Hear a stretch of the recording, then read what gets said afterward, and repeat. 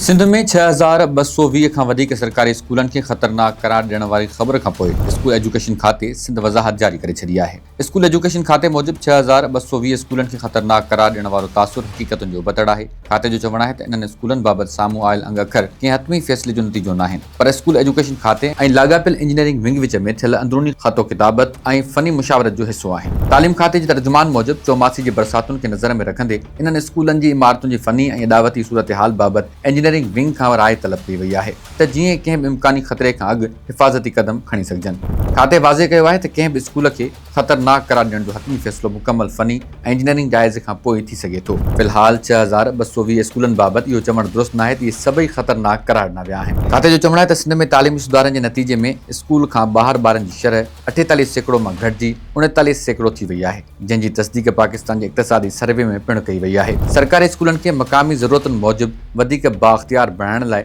School specific budget समेत मुख़्तलिफ़ क़दम खयां विया आहिनि। जॾहिं त मौजूदा माली सूरत हाल में स्कूलनि जी तरक़ियाती बजट में लॻभॻि 10 अरब रुपयनि जी घटिताई बावजूदि मरम्मत, सार संभाल ऐं बहाली जा कम जारी रखण जी दावा कई वई आहे। स्कूल एजुकेशन खाते मीडिया खे अपील कई आहे त स्कूलनि जी इमारतुनि बाबति हसास मालूमात मुकमल पस मंज़र, फ़नी रिपोर्ट ऐं खाते जे मौक़िफ़ सां गॾु नशर कई वञे, जीअं शागिर्दनि, वालिदैन ऐं अवाम में ग़ैर ज़रूरी ॻणती पैदा न थिए।